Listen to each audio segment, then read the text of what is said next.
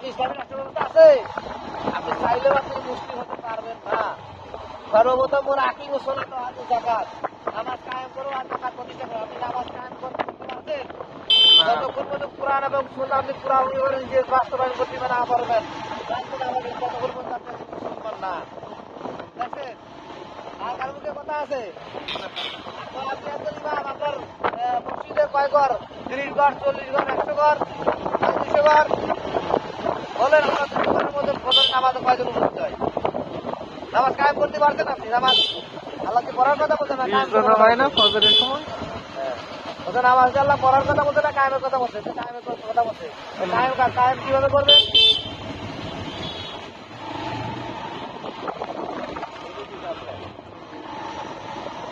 দেখছেন বুঝাই দিল। আমরা মুমিন, আমরা চেষ্টা করি এবং আমরা শরিয়া পালন করার চেষ্টা করি, কিন্তু ইসলামের পুরাপুরি হুকুম আমাদের মানা সম্ভব না। ঠিক আছে? এদের আমরা তো মুমিন, আল্লাহ তাআলা মুমিনদেরকে তাকে বলতেছেন, কিন্তু আমরা মুসলিম না।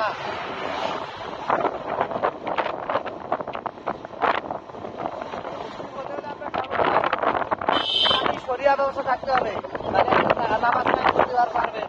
আপনি আগে নামাজ কায়েম করতে গেলে তো আপনার ইমামতি থাকতে হবে, থেকে আপনাকে বের করে দিবে। নামাজ কায়েম করে তাহলে আপনার দিতে পারবেন না।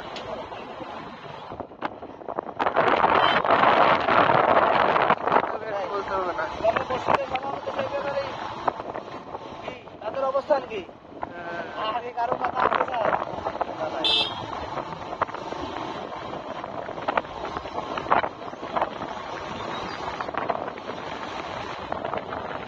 এখন আপনি বলেন স্যার,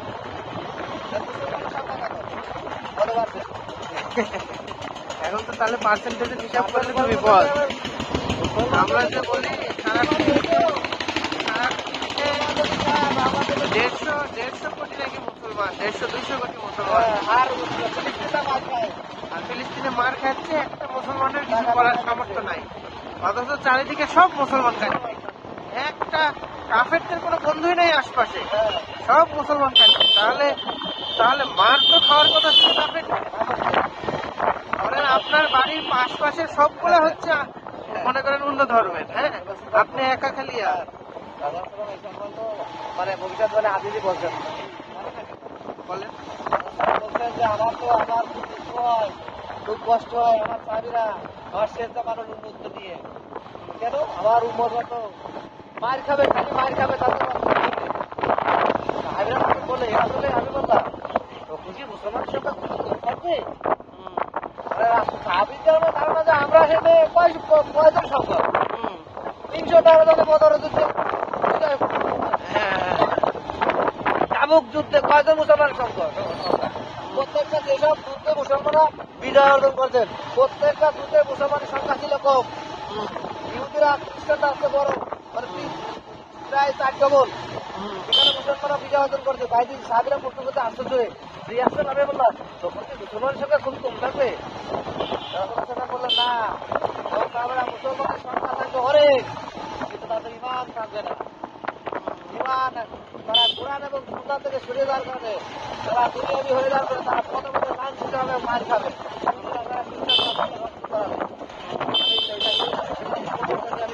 চিন্তা করি দেখেন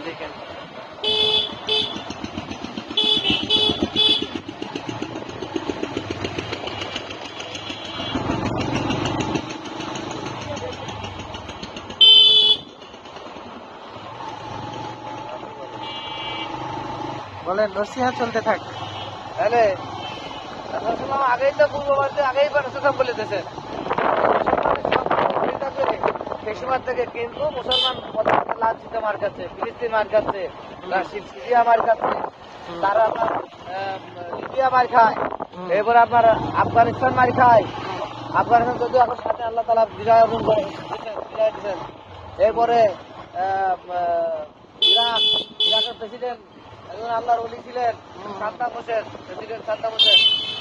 তো দেখছেন তাকে কিভাবে চক্রান্ত করে কিভাবে তাকে হত্যা করা হলো। সমস্ত জায়গায় তাদের দখলে।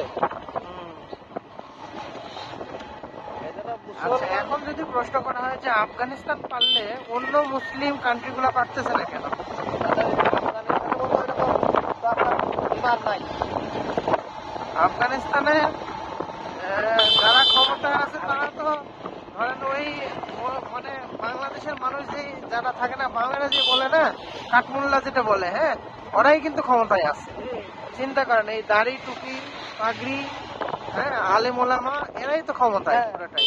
তাহলে এইরকম ক্ষমতায় তারা যাইতে পারতেছে, অথচ আফগানিস্তানের আল্লাহ তাআলা ওই আলেম ওলামাদের কাদেরকে তুলনায়। সাহায্য করেন জানেন?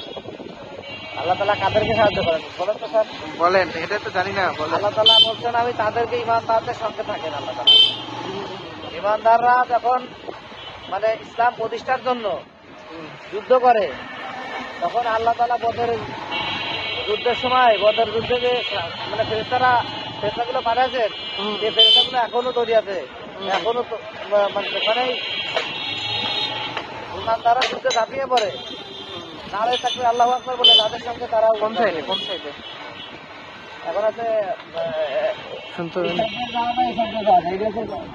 হেলমেট পরে পরে আসতেছে। ঘটনা কি, এই যে সামনে দিয়ে যে আসলো, ও তো হেলমেট মনে হয় পড়ছে, কিছুক্ষণ আগে পড়ছে, এরকম মনে হলো। দেখে সামনে কি আর পুলিশের ইয়ে কি আছে নাকি? অ্যাম্বুলেন্স।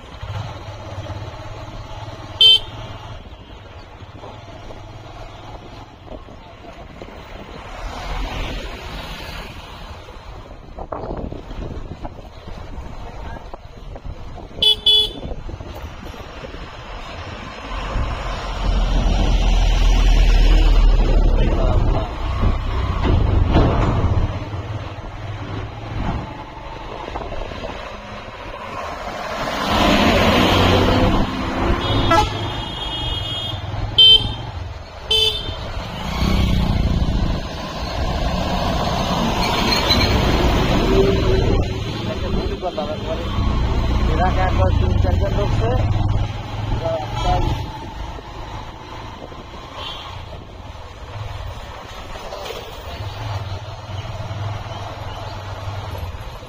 সামনে খেয়াল করে মনে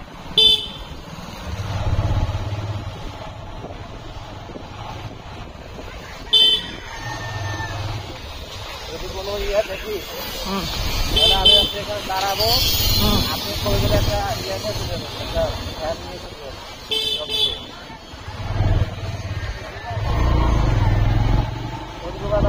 কোন জায়গায় বলেন যে আমরা ফোন দেন আপনি, ফোন দেব। ফোন দিয়ে বলেন যে আমরা হাসপাতাল, ওখানে সদর হাসপাতাল, সদর হাসপাতাল এর সামনে সদর হাসপাতাল।